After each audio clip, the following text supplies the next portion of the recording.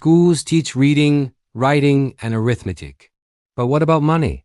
It's one of the most important subjects, yet it's often skipped entirely.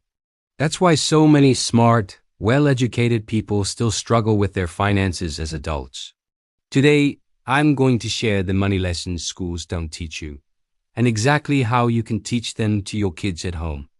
Let's start with the first and most important rule. Every dollar needs a job.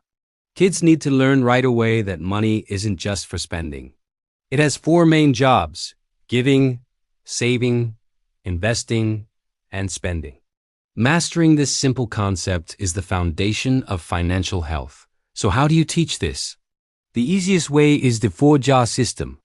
Literally, get 4 jars or 4 envelopes or even 4 digital buckets in a bank app. Label them: give, save, invest, and spend. It doesn't matter if the amounts are small. What you're building is the habit.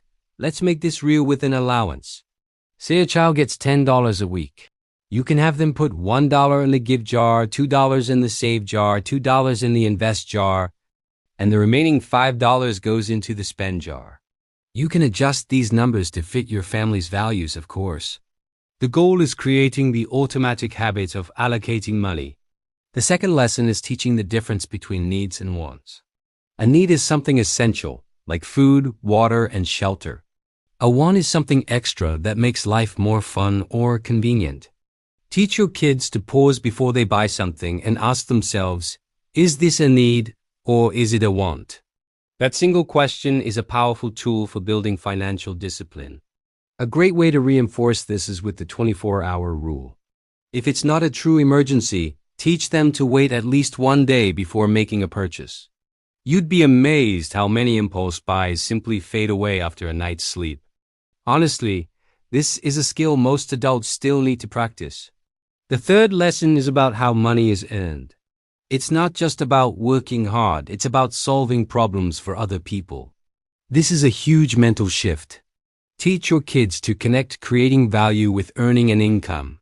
Simple examples are helping a neighbor with their yard, doing extra chores around the house, organizing a messy garage, tutoring a younger student, or taking care of a pet. It's important to make a distinction here between regular chores and paid chores. Some tasks are just part of being in a family. Those are responsibilities. But you can create a list of extra jobs that go above and beyond. This teaches a crucial lesson. Responsibility is expected, but extra effort creates extra income. Lesson number 4, taxes are a real thing. Kids should understand this early on.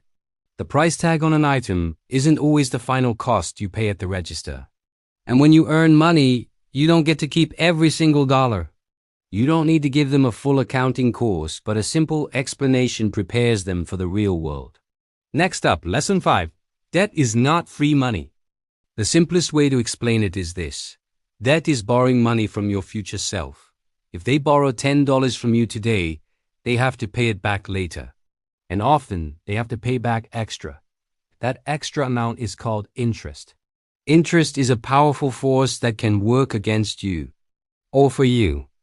And that brings us to lesson number 6, possibly the biggest one schools miss, the magic of compounding. This is how money can literally grow while you sleep. When you invest money over a long period, your money starts earning more money. And then, the money it earns starts earning money too. That's compounding, and it's the most powerful wealth-building tool there is.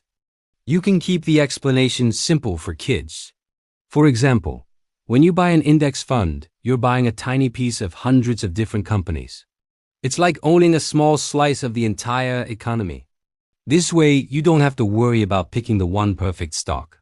The key is consistency, not trying to get rich quick. Think about it. If a kid invests just $5 a week every week, they build a habit that most adults never develop.